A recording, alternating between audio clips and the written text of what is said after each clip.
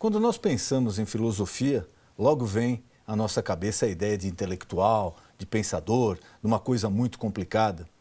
Mas a origem da filosofia é um pouco diferente. No programa de hoje nós vamos tentar passar a você o que se entende e como se aplica a filosofia no nosso dia a dia, na nossa vida moderna e no nosso relacionamento humano. Daqui a pouquinho, no Ponto de Equilíbrio.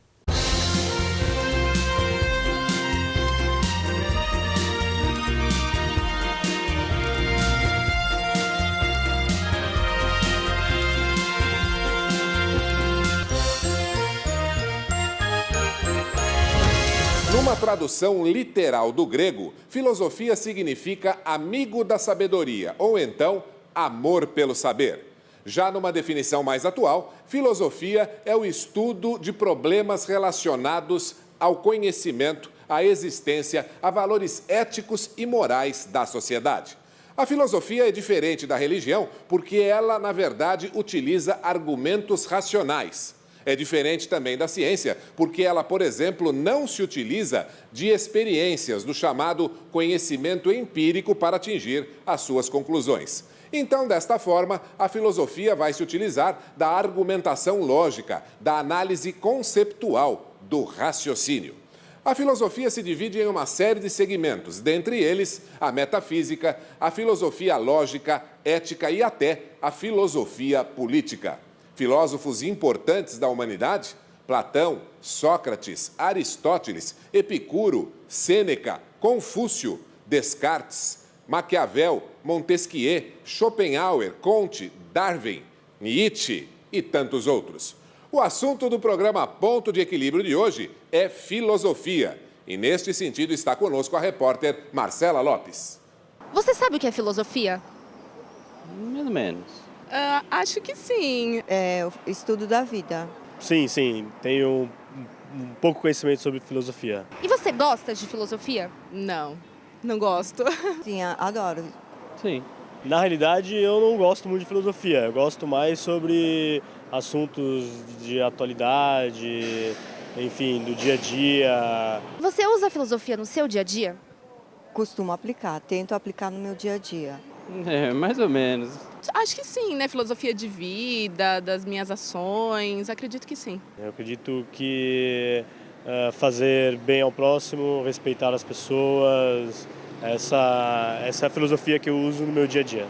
Conhecendo a filosofia é o tema que o pastor Denis Munhoz e seu convidado abordarão no programa de hoje. Você não pode perder. Ives Alejandro é professor de filosofia e ética. Realiza estudos em filosofia e neurociência, focando o comportamento moral e a ética da virtude, em especial a felicidade, a empatia, a gratidão, o altruísmo, a cooperação, a aprendizagem e o pensamento ético de Aristóteles. É membro do Centro Superior de Ciência da Universidade da Califórnia e coordenador do projeto Filosofando, Felicidade e Educação da Secretaria Municipal de Educação da Prefeitura de São Caetano do Sul, na Grande São Paulo. Muito boa noite, meu amigo, minha amiga. O nosso encontro de final de noite, programa Ponto de Equilíbrio. E nessa noite é com imenso prazer que recebemos Ives Alejandro Munhoz. Ele é professor de filosofia. Professor, obrigado por ter aceito o convite. Prazer recebê-lo aqui. Eu que agradeço. Vou perguntar assim, mais leigo impossível. Filosofia, quando a gente fala, qual é a ideia que se apresenta para nós? Filosofia é aquele cara que fica pensando, é aquele cara que só escreve, é aquele cara que estuda muito. Mas, na prática, o que é a filosofia? Então, a filosofia tem esse estigma do filósofo, do cachimbo, que fica sentado, o pensador, né? Houve uma época que realmente a filosofia fazia parte de um certo clube de pessoas, assim, né? Eles tinham muito problema para divulgar a filosofia, mas na verdade a filosofia, quando ela foi criada pelos gregos, ela tinha ideia de um pensamento profundo, do que você quiser. Você pode fazer um pensamento profundo sobre o esporte, sobre política, sobre comportamento. Então, independente do tipo de pensamento, se você se aprofundar... Exato. Então, um pensamento filosófico é um pensamento profundo, seja lá de que tema que você está fazendo. Que é uma análise, né? Uma análise, ou como Sócrates dizia, uma vida examinada, né? Ou seja, criteriosa, onde você faz uma análise muito mais bem elaborada do pensamento. Diferentemente do senso comum, que é um pensamento mais superficial, que é um pensamento importante também, né? Não dá para se fazer filosofia... se aprofundar em tudo. Né? Dependendo do lugar onde você está, o senso comum ele é extremamente agradável. E por isso que existe hora e lugar para se fazer filosofia, né? Mas a filosofia, então, é esse pensamento profundo, sobre o que você quiser. Um pensamento profundo, elaborado, né? Tentando ser não tão parcial, o que é bastante difícil, né? Porque todas as vezes que você vai fazer uma reflexão sobre algo, você acaba colocando fazendo juízo de valor daquilo que você está dizendo. Então, mas nas ideias dos gregos, o pensamento filosófico ou a filosofia, ela poderia ser feita em qualquer lugar, por qualquer pessoa, não necessariamente na vida acadêmica, e durante muito tempo ficou dentro do mundo acadêmico, e era difícil de ser divulgado. Exato, não, necessariamente não precisa ser feita por um intelectual. Não necessariamente precisa. Basta você fazer, você ter um pensamento sobre isso. Então, o pessoal da área de comunicação pode fazer um pensamento profundo sobre a comunicação, eles estão fazendo filosofia. Né? Aos moldes gregos, isso é uma filosofia. Claro que dentro dos estudos filosóficos, aí você pode se aprofundar num específico tema, né? E abordar algum filósofo, 2, 3 filósofos que falaram sobre aquilo, né? Existem milhares de filósofos, é difícil você abraçar todos, né? Quais os mais conhecidos aqui no Brasil? Aqui no Brasil, contemporâneos agora? Não, os mais conhecidos na história, que são mais estudados. São os gregos, né? Sócrates, Platão, Aristóteles, que são um trio famoso. Tem os medievais, Santo Agostinho, São Tomás de Aquino, que escreveram as bases, né, do que juntamente com outros escritos, produziram todo o conhecimento do cristianismo que a gente tem. Modernamente tem Descartes, René Descartes, que é importante. E aí no século XX você tem Jean-Paul Sartre, né? Você tem Wittgenstein, Ludwig Wittgenstein, você tem Nietzsche, Friedrich Nietzsche, que é alemão, né? Isso, exato, né? Michel Foucault, né? Que morreu nos anos 80. E agora, modernamente, você tem alguns filósofos fora do Brasil, que falam já um pouco de algumas coisas muito específicas. E aqui no Brasil, Mário Sérgio Cortella, né, o Luiz Felipe Pondé, né, o Clóvis de Barros, né, são profissionais que estão aí na mídia, que aparecem e tal, né? O Pondé, recentemente, eu assisti uma entrevista dele, se eu não me engano, no Roda Viva. E ele abordava um tema muito polêmico, a história da corrupção, esse escândalo da Lava Jato, etc., tudo isso que vem acontecendo. E ele falava que isso daqui começa muito antes, né? Começa naquela história de repente, a gente aceitar dar um cafezinho ali para o guarda não te multar, uma gratificação para o fiscal fingir que não viu tal coisa, tal irregularidade. E isso parece que acabou criando um pouquinho de mal-estar, né? Porque houve, pelo menos no meu entendimento, houve uma reação de uma parcela da população falando, não, peraí, o que eles estão fazendo é muito mais grave, que é isso, foram bilhões, acabou o dinheiro para o hospital, para a escola, tudo, você vê querer comparar de repente eu dar um cafezinho para o guarda não me multar. Nesse enfoque, o que você acha disso? Então, é uma defesa da pessoa? Você nunca vai ter uma pessoa que pode dizer assim, olha, eu sou reto como uma flecha, a minha ética, ela é incorruptível. O problema é que quando você faz transgressões pequenas, elas podem se tornar acumulativas e depois jogarem você pela janela para fora, entendeu? Então, nós somos muito exemplos, por exemplo, as crianças, né? Outro dia eu estava numa fila de supermercado e havia um senhor que estava na minha frente e havia uma outra pessoa que estava na frente dele em 2 filas. E a pessoa que estava chamou a outra moça e falou, olha, vem aqui. E o menino estava do lado. Né? Então, certos jeitinhos são algumas coisas. E aí, o senhor que estava na frente reclamou, falou, poxa, mas nós estamos na fila aqui, a sua esposa estava na fila do lado. Aí ele falou assim, não, mas o mundo é dos espertos. Então, aí a criança do lado, uma criança de 7 ou 8 anos de idade. Gravou, então, aí que tá. Então, é muito bacana a gente pedir um comportamento moral que seja adequado com aquilo que a gente acha dos padrões, dos valores, que são altamente importantes, que são os limites, as fronteiras, aquilo que a gente tem que viver dentro da sociedade. Mas não adianta você ter um discurso da janela para fora um e da janela para dentro outro. De maneira geral, a gente tem que tomar muito cuidado, principalmente perto de crianças, com esse tipo de coisa. Né? E os pais, às vezes, são um pouco desatentos em relação a isso. Agora, é claro que um desvio de uma verba pública para o benefício próprio é, obviamente, que uma escala muito mais monstruosa e grave do que você colocar um pisca-alerta e parar o teu carro enquanto você pega o seu filho na escola e forma uma fila gigante atrás. Mas essas pequenas transgressões, elas não deveriam ter também. Mas é inevitável num lugar onde você vive com milhares, milhões de pessoas, esse tipo de coisa acontecer. Então, me parece que existe uma certa tolerância para alguns tipos de comportamento e outros não. Né? É mais ou menos como as mentiras, né? Isso é aquela mentirinha branca que o pessoal fala, né? Mentirinha branca, mentirinha negra, né? O pessoal fala a mentira social, né? Como então, se existisse. Mas então a esposa fala, mas meu cabelo ficou bonito. Você fala, não, ficou muito bonito, mas você talvez não tenha achado. Então, é difícil você saber qual é a fronteira, né? Daquilo que é aceitável e daquilo que não é. O ideal seria que nós tivéssemos uma sociedade que não aceitasse demais certas corrupções ou certos desvios. Mas é muito complicado quando você vive em sociedade fazer isso, né? Então, realmente cria um mal-estar. Então, você fala, pô, nós estamos...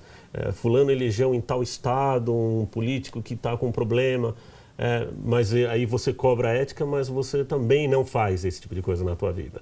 Ou você também gosta do vereador que tira uma multa sua, tal, esse tipo de coisa. Exatamente isso que o Pondé começava a analisar. Olha, a gente é muito fácil reclamar ali no final da história, mas também a gente tem que tomar cuidado. É justamente aí que entra a filosofia, que você tinha me perguntado, porque assim, a filosofia não vai se perguntar necessariamente se isso é certo ou errado, mas ela vai se perguntar, tá vendo como é?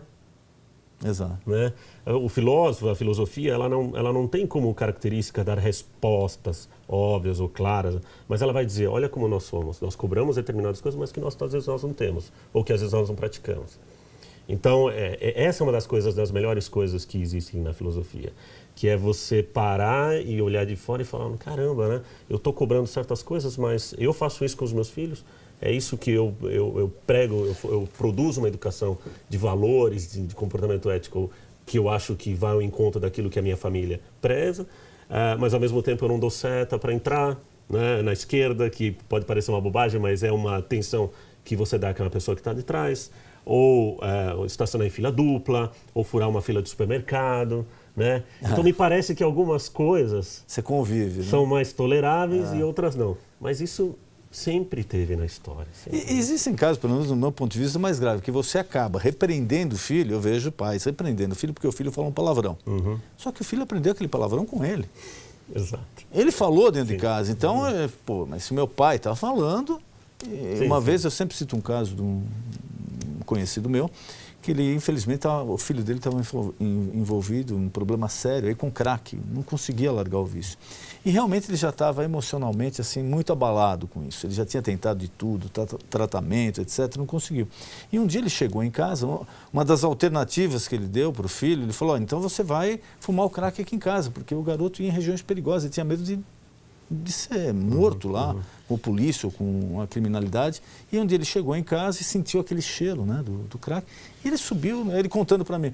Aí eu subi, olha, já tinha bebido, eu já estava alterado. Eu fui lá e dei a maior bronca no meu filho. Eu falei, pô, mas qual o exemplo que você passou? Falou para ele usar? Falou para usar, porque você estava alterado por um tipo de droga e ele estava alterado por outro tipo de droga. Então, é aí que está, né? Existiam as pessoas, na filosofia a gente costuma dizer isso, né? As crianças, principalmente as crianças muito pequenas, os pais às vezes eles são um pouco ingênuos, eles acreditam de que a criança ela tem que ser educada a partir do momento que entrou na escola. Então, vamos alfabetizar essa criança, então a partir de agora a gente precisa... Não, cara. Terceirizar a educação. Né? Não. E, na verdade, existem coisas que são já no primeiro ano de idade, né? Que a criança já tem possibilidade já de absorver uma série de coisas que estão ao redor dela, né? Existem experimentos fora do Brasil, inclusive eu, como eu estudo bastante ética, eu tenho acompanhado isso, que crianças em tenra idade, assim, muito pequenas, por exemplo, de 5, 6 meses de idade, elas já sabem diferenciar o certo do errado. 5, 6 meses de idade. 5, 6 meses de idade. Claro que você não adianta você perguntar alguma coisa muito bem elaborada para ela, ela não vai saber. Mas elas já sabem, por exemplo, que ajudar um bonequinho quando ajuda o outro, aquele bonequinho é mais querido do que aquele que não ajuda. Olha que curioso. E essas crianças não estão ainda, entre aspas, contaminadas com a cultura. Exato. Né? Então, a gente desconfia que isso são coisas genéticas que vêm de pai, que são passados. E à medida que a criança vai crescendo, a partir de uma tenra idade, é justamente o papel dos pais fazer esse polimento desses valores para que essa criança se torne depois um adolescente que tenha muito mais ter esse comportamento moral muito mais adequado àquilo que eles acreditam que seja, e aí fica muito mais difícil a sociedade depois ao redor contaminar a criança, o jovem. Agora, se você deixar isso de maneira tardia, e aí depois realmente não ficou tarde. Então, às vezes fala, eu vou colocar o meu filho dentro de uma redoma de vidro. Não vai adiantar isso. Você precisa fazer um bom cerco de valores e de moralidade no início, antes da criança entrar na escola. Só que na atual contemporaneidade é complicado, né? Porque os pais trabalham, têm tarefa, chegam em casa cansados, e a gente entende, então é difícil eles dar. Então eles acabam atribuindo, por exemplo, às vezes à escola. O que é a reclamação de muitos professores, né? Que hoje em dia eles falam, olha, eu não estou aqui para educar, eu estou aqui para ensinar. Educação vem de cá.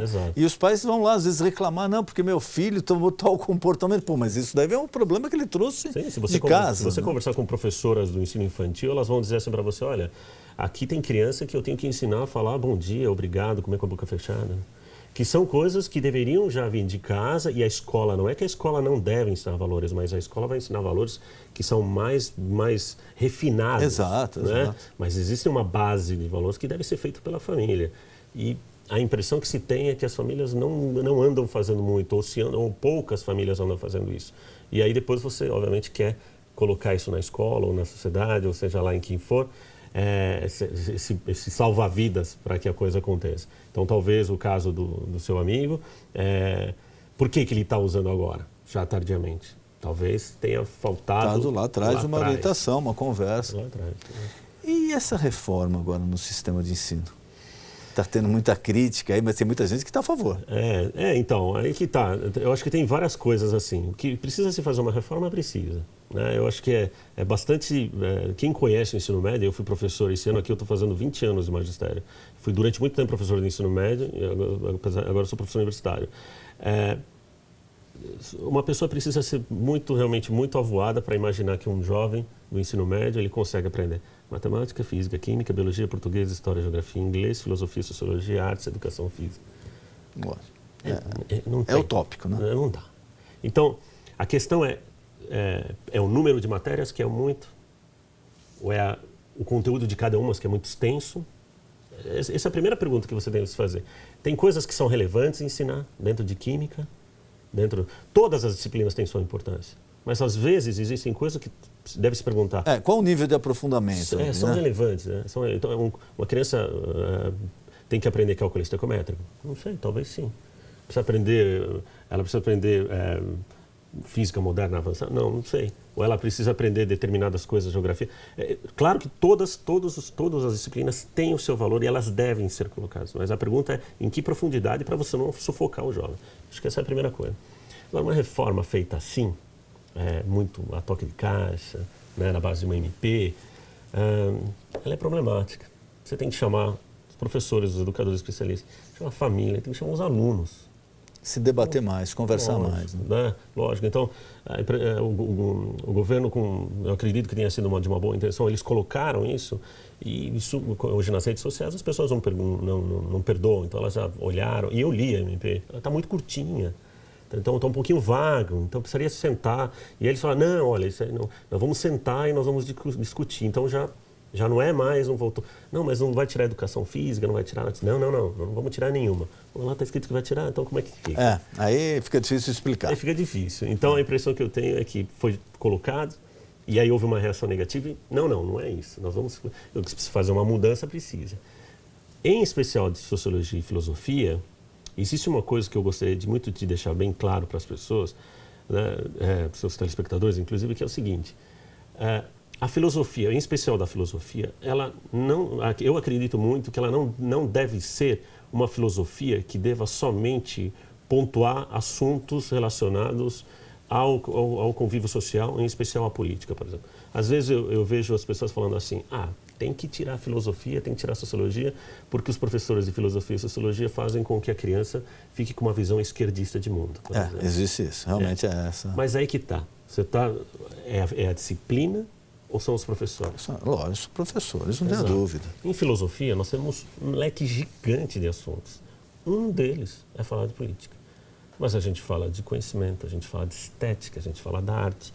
a gente fala de comportamento, a gente fala de ética. E um deles é a política. Não, e a história da política é muito importante para o cidadão, para formar então, o cidadão. Às vezes os pais, e eu entendo a preocupação, e às vezes o público, ele fica assim, não, mas então filosofia e sociologia servem somente para doutrinar o jovem, para que ele fique politizado de uma determinada linha A, B, C, sei lá. Não deveria ser. Não deveria ser. Em especial a filosofia tem um escopo enorme de conhecimento, e uma delas é falar sobre política. Mas aí, e qual que seria o ideal? Que você desse um leque, falasse, olha, existe tudo isso. Existe. Não doutrinar, você mostrar a história da política. O nazismo teve os seus filósofos. Né? A esquerda tem os seus filósofos, o pessoal de direita também teve. Então, colocar um leque, falar, olha, está aqui. Ó, né? Agora, claro que o professor, ele vai acabar colocando um pouco sua opinião, e aí que tem que ter justamente esse cuidado. O Luiz Felipe Pondé fala muito isso, ele fala, eu desafio professores de humanas a darem algum tipo de livro de filosofia ou de sociologia ou qualquer livro de humanas de pensadores que são, por exemplo, que são a favor do neoliberalismo, por exemplo. Então, mas aí não envolve um pouquinho essa partidarização dos professores? Será que não se envolveu, ultrapassou um pouquinho o limite aí do professor vinculado a um partido e ter só aquela visão e passar aquela visão? Aí você tem que voltar lá na graduação dele. Como é que ele foi ensinado dentro da faculdade. Se você tem dentro da universidade um curso que é predominantemente com uma visão partidária esquerdista, quando ele sai, ele vai para a sala de aula, ele vai falar aquilo que ele viu. Então, agora, se você tem um leque enorme, não há problema nenhum de você falar de Karl Marx na sala de aula. Acho que não. Não há problema nenhum de você falar do Capital, de você falar... Mas você tem que mostrar quais foram as experiências que deram certo nisso, Exato. Quais foram as experiências que deram errado. Com independência. E de que maneira o mundo pode absorver esse tipo de coisa. Eu acho muito legal alguns pensamentos de várias correntes políticas. Mas eu me pergunto, no atual mundo contemporâneo, vale? Cabe? Exato. Deu certo, funcionou na prática. Exato. Como é que foi? Né? Então, a disciplina e o professor são coisas diferentes. Eu te pergunto isso porque eu sou formado em Direito, sou advogado há 30 anos, e fiz uma faculdade que na época era tida a vida como de esquerda, que era a PUC. E eu tive aula, no curso de Direito, eu tive aula de Filosofia. E tive aula de Sociologia. Claro. Então ali era muito evidente que foi uma época também que coincidiu com a fundação do PT, que começou a ficar na moda, ser de esquerda, o PT. Então a maioria dos professores, eu notava que era passado, para nós alunos, era passado uma visão mais partidária do que filosófica. Então, pode acontecer isso. E aí, por isso que aí você tem uma reação do público, dizendo, ó, tá vendo como a disciplina filosofia e sociologia são? Elas só estão no ensino médio para fazer algum tipo de produzir ideologias.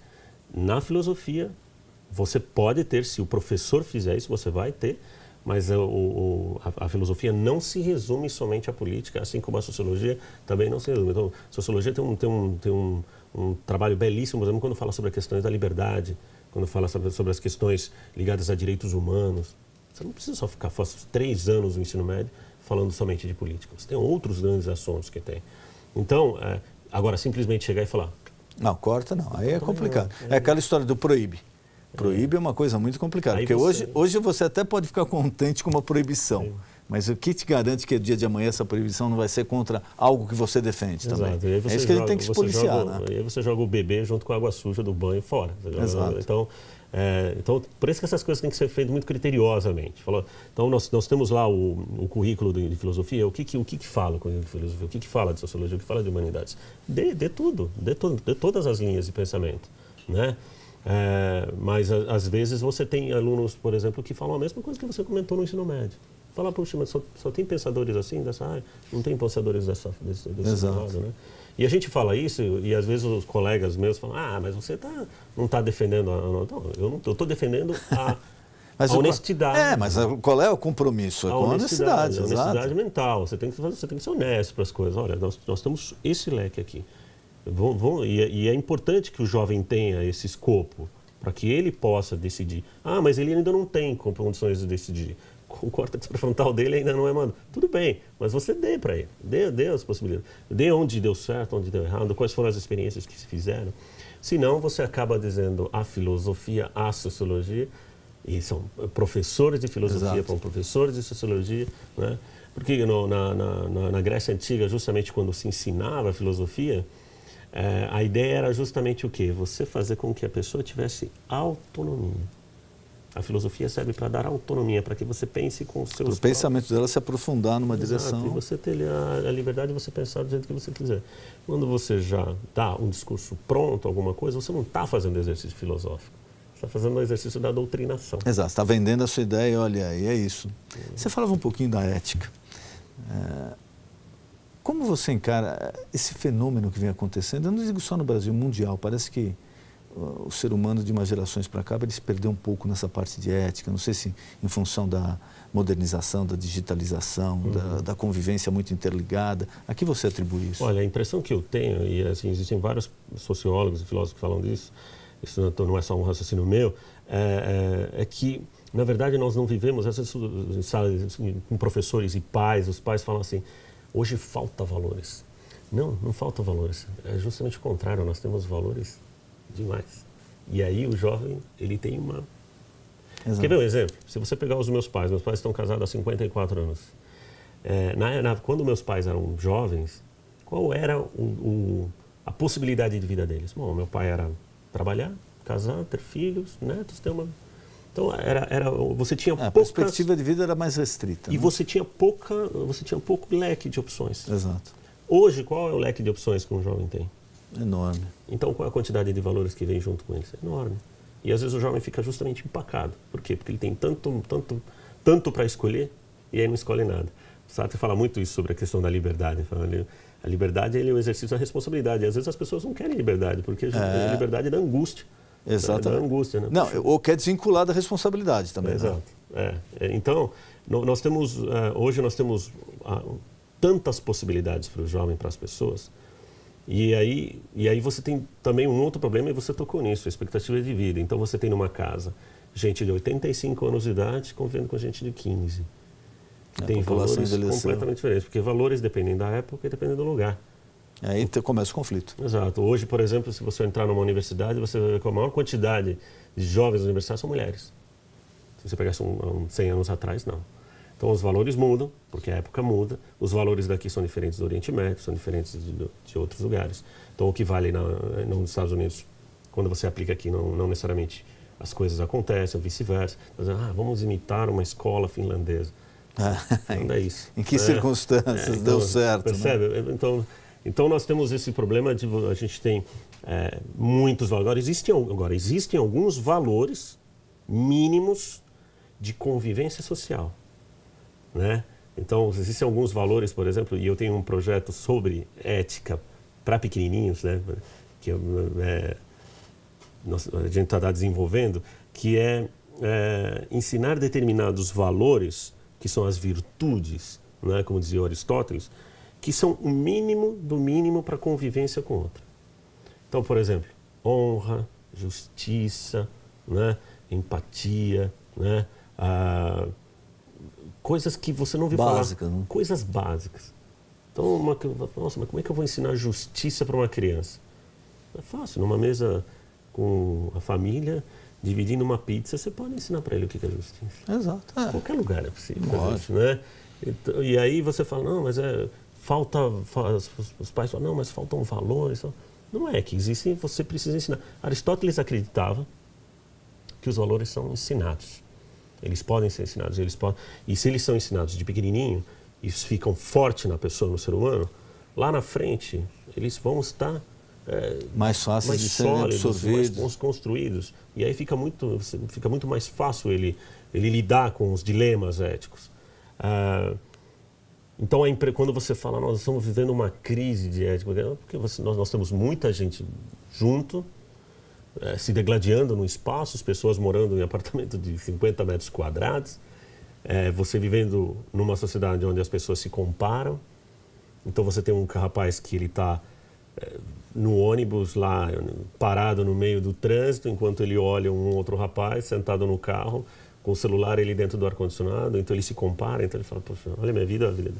Então, a ética, ela está junto, ela está ligada com o comportamento das pessoas que vivem em sociedade, E hoje nós temos um leque muito grande, o jovem ele tem uma possibilidade enorme de muitas escolhas, e isso gera uma angústia muito louca, porque às vezes ele não sabe escolher. Muitas ofertas. Muita né? oferta, Cara... então, eu não sei o que eu vou ser, e aí, pum, trava. E aí a gente tem a impressão de que um jovem de 17 anos está pronto para fazer as escolhas.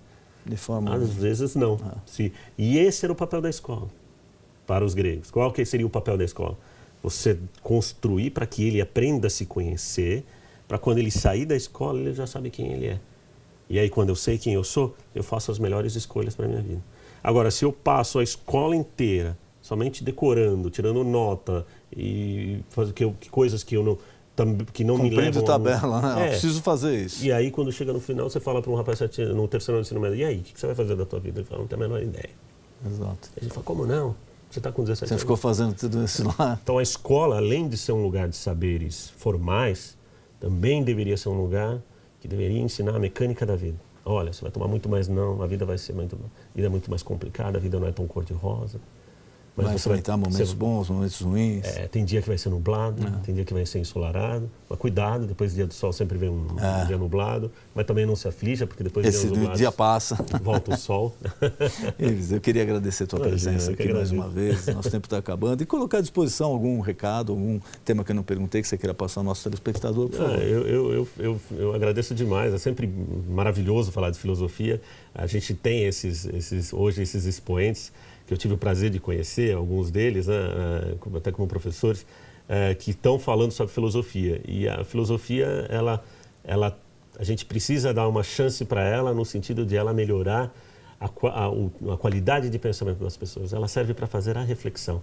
Não necessariamente precisa se fazer uma faculdade de filosofia, mas você pode ir atrás, procurar saber sobre isso, entender que a filosofia ela vem sempre, como Sócrates acreditava, sempre para melhorar a qualidade de vida das pessoas. Uma filosofia que não é prática, que ela é somente teórica, teorizada, ela não serve para nada.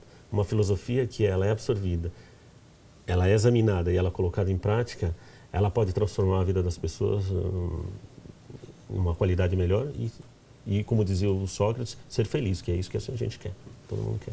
Isso, muito obrigado, foi um prazer recebê-lo. Eu que agradeço, doutor. Obrigado.